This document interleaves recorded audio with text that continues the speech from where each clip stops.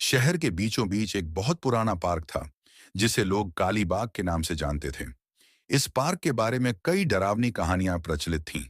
लोग कहते थे कि रात के समय वहां एक चुड़ैल घूमती है, जिसकी लाल चमकती आंखें और हवा में उड़ते बाल देखने वालों को भयभीत कर देते हैं।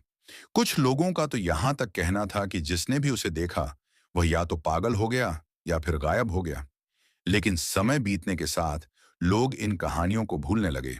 शहर का युवा वर्ग इस बात को अफवाह मानता था और पार्क में देर रात तक घूमने लगा। एक दिन कॉलेज के चार दोस्त रोहन, अर्जुन, सिम्मी और नेहा ने ठान लिया कि वे इस अफवाह की सच्चाई का पता लगाएंगे। अगर सच में चुड़ैल होती तो अब तक हम किसी वीडियो या न्यूज में देख चुके होते। रोहन हंसते हुए बोला, सही कहा। मैं तो कहती हूं कि आज रात हम सब पार्क में जाकर इसे साबित कर देते हैं। सिम्मी ने चुनौती दी। सबने हामी भर दी और तय हुआ कि आधी रात को वे पार्क में जाएंगे। रात के ठीक 12 बजे चारों दोस्त पार्क के गेट पर पहुंचे। चारों तरफ घना अंधेरा था। पार्क की पुरानी टूटी फूटी बेंचें और सूखे पेड़ किसी डरावनी फिल्म के दृश्य जैसे लग रहे थे। हवा में एक अजीब सी ठंडक थी, जो रीढ़ की हड्डी तक झुरझुरी पैदा कर रही थी। यार, अब यह जगह थोड़ी डरावनी लग रही है, नेहा धीरे से बोली। डरने की जरूरत नहीं, सब अफवाह है, अर्जुन ने हंसकर कहा और आगे बढ़ गया। वे चारों पार्क के बीचों बीच स्थित पुराने फव्वारे के पास पहुंचे, जो कई सालों से सूखा पड़ा था।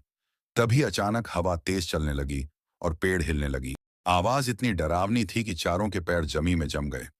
जब उन्होंने पीछे देखा तो चुड़ैल उनकी ओर धीरे धीरे बढ़ रही थी। तुम लोग डर क्यों रहे हो? चुड़ैल की आवाज गूंजी। रोहन ने हिम्मत जुटाकर पूछा, त तुम कौन हो?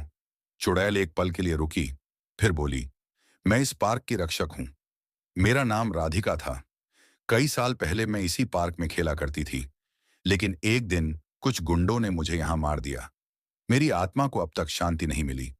नेहा ने डरते हुए पूछा, तुम हमसे क्या चाहती हो? मैं सिर्फ इंसाफ चाहती हूं। हत्या करने वाले कभी पकड़े नहीं गए। अगर तुम मेरी आत्मा को शांति दिलाना चाहते हो, तो मेरे परिवार को मेरी कहानी बताओ और उन्हें न्याय दिलाओ, चुड़ैल ने कहा। चारों दोस्त सहम गए थे, लेकिन उन्होंने वादा किया कि वे इस रहस्य को उजागर करेंगे। अगले दिन चारों ने शहर की पुरानी रिपोर्ट्स खंगालनी शुरू की और पाया कि सच में कई साल पहले एक लड़की, राधिका, की हत्या इस पार्क में हुई थी, लेकिन उसकी लाश कभी नहीं मिली थी। उन्होंने पुलिस को इस मामले की जानकारी दी। जब खुदाई करवाई गई तो पार्क के सूखे फव्वारे के नीचे से राधिका के कंकाल के अवशेष मिले।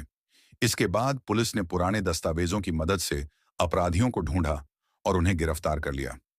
जैसे ही यह खबर फैली, लोग समझ गए कि काली बाग में जो कुछ भी हो रहा था, वह सिर्फ एक बेबस आत्मा की पुकार थी।